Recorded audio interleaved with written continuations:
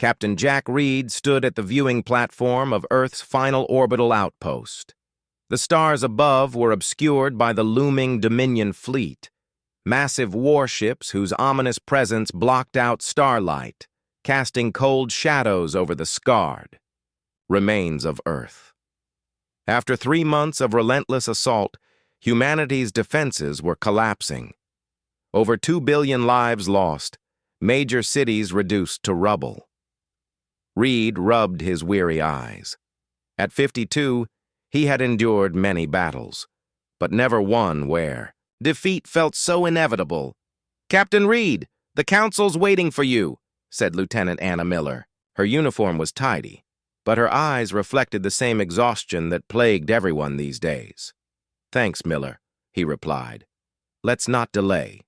They won't like what I'm about to suggest." They walked in silence through dim corridors.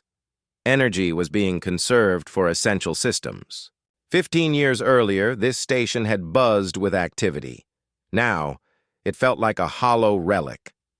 The council room, once a supply bay, now held the last 5 members of Earth's Defense Council, once 20 strong. General Wilson, the acting head, looked up. "Captain Reed, you mentioned a plan. We're nearly out of time, so let's hear it."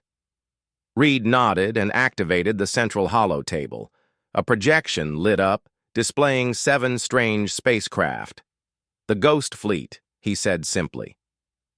"Thy," room froze. General Wilson slammed his fist on the console. "Those ships were sealed for a reason. They're flying coffins." Reed remained calm. "Yes, sir, but they might be our only hope."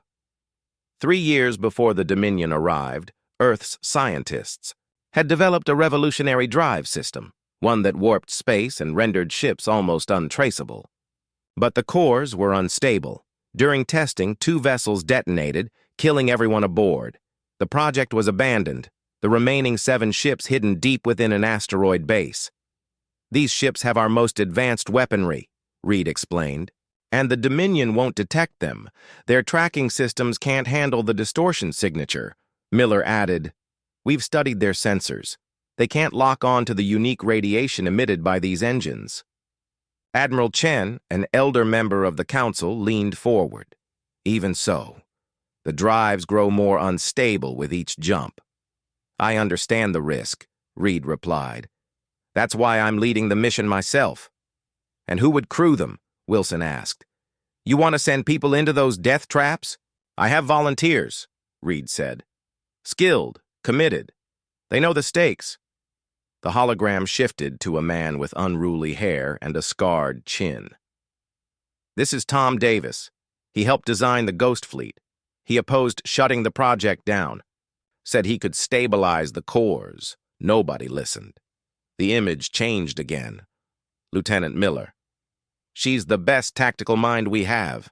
Spent months analyzing Dominion battle patterns."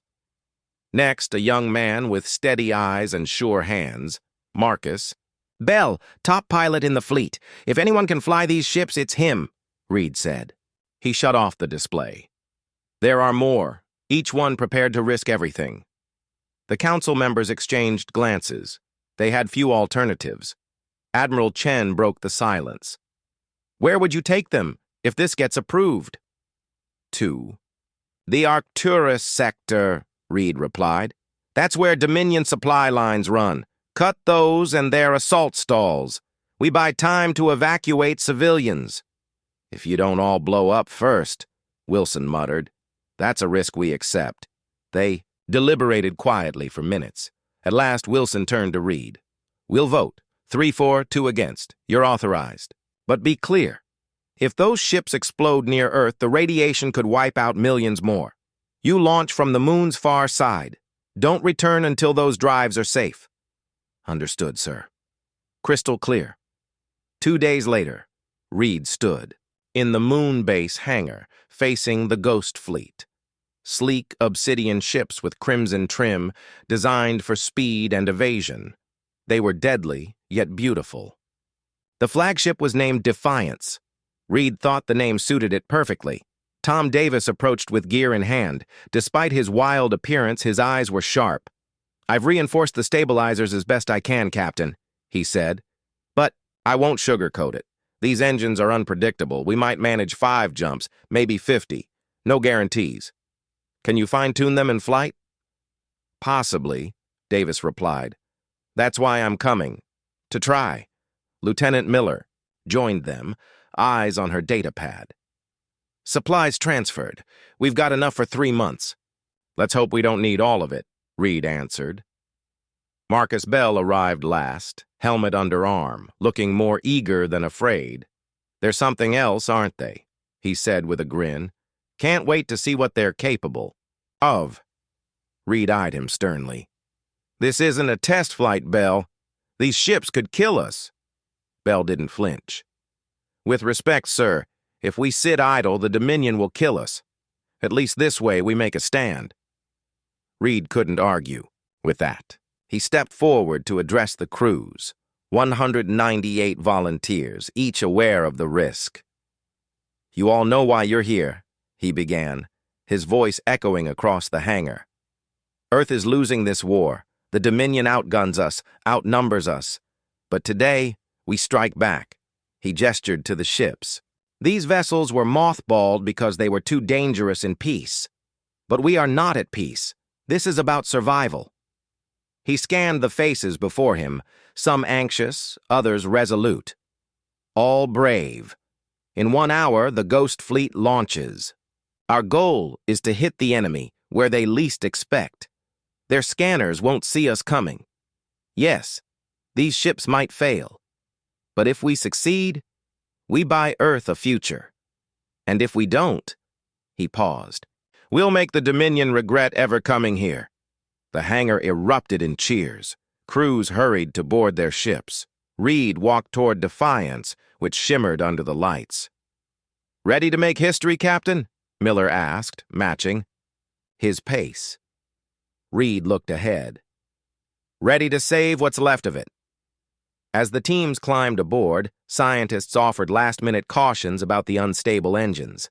Medical officers handed out radiation monitors. Tension hung thick, but resolve was stronger. Inside Defiance, Captain Reed took his seat. Reed settled into the command chair. Davis was already at engineering, eyes locked on the drive core's readouts. Miller manned tactical. Bell sat at the helm, fingers gliding over the controls. Ghost Fleet, this is Defiance, Reed said, over comms. Final systems check. One by one, the other 6 ships responded, all systems green. Crews ready. Moonbase Control, this is Ghost Fleet, requesting launch clearance. A pause, then. Ghost Fleet, this is Control. Clearance granted. Good hunting. And come back if you can. Reed nodded to Bell. Take us out. Slow and steady until we clear the moon. As the hangar doors opened, stars filled the view. Reed felt a strange calm. They were likely flying to their deaths, but sometimes death was worth the risk. The Ghost Fleet lifted from the moon and soared into space, 7 dark ships vanishing into the void, bearing Earth's last hope. They glided through the dark. Silent and sleek, black hulls trimmed in red, engines glowing eerie blue. It had been 3 days since they'd left. So far, the volatile drive cores held. On the Defiance Bridge, Reed studied the star map. The Arcturus sector, home to the Dominion supply lines, was their target. Bold, maybe too bold, but Earth had no safe options left. Captain, Bell called from the helm, approaching jump point. Reed nodded. All hands, prepare for warp. This was the true test. Warp transitions were when the cores were most unstable. Many ships had exploded during early tests. Davis looked up from engineering, tense. Core temp rising, but within limits. Reed opened a fleet channel. Ghost Fleet, this is Defiance. Synchronized jump on my mark. 3, 2, 1, mark. The stars stretched into streaks. The Defiance shuddered. Core temp spiking! Davis shouted. Fingers danced over controls. Containment at 87%. Reed gripped his chair. ETA to Arcturus sector? 4 hours, Bell said, keeping the ship steady. Can the core hold? It'll have to, Davis muttered. For 4 hours, the fleet pushed through warp. The ships trembled. Crew suffered headaches and nausea, early signs of radiation exposure. Finally, Bell's voice cut the tension. Dropping out in 5, 4, 3, 2, 1.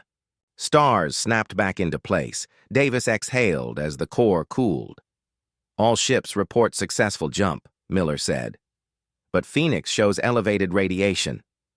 Reed frowned. Phoenix was the oldest ship. Tell Ward to monitor it. Our position? Edge of Arcturus. Dominion supply ships 20 minutes ahead. No sign we've been detected. Reed smiled faintly. The unstable drives had one perk. They fooled Dominion sensors. To them, we're ghosts. Now comes the fun part, Reed said. Tactical display. 8 Dominion cargo ships moved in formation. 4 warships guarded them. More than expected, but manageable. Battle stations, Reed ordered. Form attack pattern Delta. Escorts first. Then cargo! The Defiance came alive. Crew raced to stations. Weapons powered up. Shields engaged, drawing even more from the strained core. Core temp rising, Davis warned. Noted, Reed said, but we need those guns. Always. Do, Captain. The Ghost Fleet moved into position, still undetected. Reed watched the distance shrink. 30 seconds to weapons range, Miller reported. Reed opened a fleet-wide channel. All ships fire on my mark, then break formation. Move fast. Stay unpredictable. Dominion's never seen ships like ours. 10 seconds. Reed leaned forward. Fire! All 7 ships unleashed energy beams, driven by the same tech that powered the cores. 2 Dominion escorts exploded immediately. The others fired back, but the Ghost Fleet split apart too fast to track. Direct hits, Miller cried. 2 destroyed, 2 damaged. Phoenix, Spectre, finish the escorts, Reed ordered. Everyone else target cargo. Space lit up. The Ghost Fleet danced through the larger ships, firing with deadly precision. The Dominion struggled to respond. Suddenly, alarms blared. Captain, Davis shouted. Phoenix's core is critical. Reed saw it on screen. Phoenix, mid-engagement, pulsed with dangerous blue light. Order them to shut down weapons. Divert everything to containment. Too late. The ship cracked. Energy poured from its hull. The Dominion ship nearby didn't realize until the Phoenix exploded in a blinding flash. Silence fell. Phoenix. Crew all lost, Miller said quietly. Reed closed his eyes. 27 lives gone. He straightened. Continue the attack. Their sacrifice won't be in vain. The Ghost Fleet pressed on. The cargo ships, slow and lightly armed, were easy targets. Within minutes, 5 were destroyed. The rest, disabled. Dominion transmissions incoming, Miller said. They're panicking. Can't figure out how we're moving like this. Reed nodded. Good. Confusion buys us time. Prepare for emergency jump. Reinforcements will be coming. As the fleet regrouped, Reed stared at the empty space where Phoenix had been. 1 ship down. Reminder of the danger they faced, not just from the enemy, but from their own tech. Status? Davis looked drained. Stable, for now. But I wouldn't risk another jump so soon. We don't have a choice. Davis nodded. Fleet, prepare emergency jump to Bravo 6. Regroup and assess. The ships aligned. Dominion shots flew wide, their sensors blind to the Ghost Fleet's strange signature. For now, Reed murmured, our greatest risk is also our greatest weapon. Jump! The stars stretched. The 6 remaining ships vanished into warp, leaving the Dominion wreckage behind.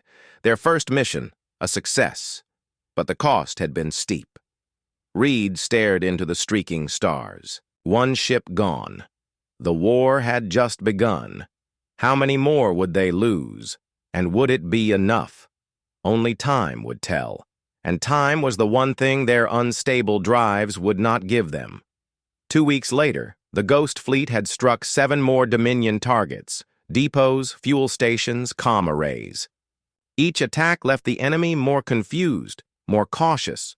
In his quarters, Reed studied reports. Dominion attacks on Earth had slowed. Their plan was working. But the price was high. His reflection looked pale, yellowed. Early radiation sickness. Most of the crew showed symptoms. The drives were killing them. A knock broke his thoughts. Enter. Davis walked in, looking worse than Reed felt. He collapsed into a chair uninvited. "The drives are breaking down faster than I thought," Davis said. "I've done all I can." "How long?" 2 weeks, maybe. Then they'll be too unstable to risk using." Reed nodded. "And the crew?" Davis hesitated. "About the same. Radiation builds. Medical says some are already in stage 2. Before Reed could reply, alarms sounded. They rushed to the bridge. Miller looked tense. Dominion transmission, broadcasting on all frequencies. On screen, a tall figure appeared. Blue-gray skin, ornate uniform. A high-ranking Dominion commander. "I am Supreme Commander Carrick," he said. "Your attacks have become problematic." Reed exchanged glances with his crew. The Dominion never addressed humans directly. "Your unusual ships have caused damage. This ends now. A bounty has been placed on your vessels, especially the one called Defiance. We will reward its destruction." The message ended. Silence followed. "Well," Reed said grimly, "seems we've made an impression." Bell laughed, hollow, nervous. "Famous now," he said. "Infamous," Miller corrected. "They'll hunt us harder now." Reed turned to Davis. "Keep the drives working, whatever it takes." Davis nodded. "I'll try, Captain. But physics has limits." 3 days later, the Ghost Fleet prepared for their next strike. A Dominion fuel hub. Destroy it, and a third of the fleet would be grounded. They split into 2 attack groups. "All ships report ready," Miller said. Reed gave the nod. "Begin. Approach. Standard pattern." The 6 ships accelerated. Dominion sensors struggled to lock on. The plan was perfect, until it wasn't. "Captain," Miller shouted, alarms flaring. Ripping it open like paper in a storm. Fire and metal bloomed into space, engulfing nearby ships and platforms. The shockwave rocked the Defiance even from a distance, warning lights flaring again as the ship struggled to stabilize. Direct. "Hit!" Miller shouted, her voice trembling. "The hub's main power grid is down. Half their systems just went dark." "Turner did it," Reed whispered, a mix of awe and sorrow in his voice. "He bought us an opening." Davis scanned the damage quickly. "They're scrambling.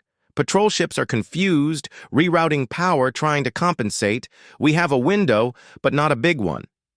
"Then let's not waste it," Reed said. "Defiance, full assault. Target the central data core. We destroy that.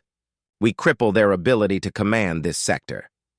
As the ship surged forward, Reed opened a wide channel. "Shadow, Phantom, keep them distracted. Hit everything that moves. Make them bleed." The remaining ghost ships obeyed without hesitation, weaving between defensive fire, unleashing volleys that set the enemy lines into chaos. The Defiance, groaning from its own damage, pressed toward the heart of the broken hub. "Shields at 28%, Davis warned. "Hull integrity compromised in sections 4 through 7. "Fire all remaining torpedoes," Reed ordered. "Everything we have, now!" The weapons systems groaned to life. Blazing streaks of light tore through space, slamming into the exposed internals of the command hub. Explosions rippled across the superstructure, one after another. "We're registering cascading failures in the station's core," Miller shouted. "It's going, Captain, it's going!" Through the cracked main screen, they watched the hub begin to implode, massive sections peeling, away into fire and shadow. Secondary explosions rippled outward, catching fleeing Dominion ships in their wake. Then the screen cut to static. "Power fluctuations," Davis muttered. "We blew out half our systems in that last barrage." Reed sat back in his seat, heart hammering in his chest. He looked around at his crew, exhausted, burned, coughing, but alive, barely. "Is it done?" Bell asked, quietly, his voice hoarse. Miller worked her remaining console, blinking past sweat and tears. "Yes, sir. It's gone. The entire hub. Gone." A long silence filled the bridge. No cheers, no applause, just the weight of what they had done, and what it had cost. Reed finally stood. "Signal the fleet. If they can jump, we rendezvous at fallback point Gamma. If not—" He looked down, voice lowering. "Then let Earth remember what we did here." Outside the Defiance, the shattered wreckage of the Dominion's command hub drifted in a growing debris field, glowing with the dying embers of power and purpose. The Ghost Fleet had struck a fatal blow. One last howl from the dead and dying, echoing across the stars, and somewhere Earth had just gained another chance.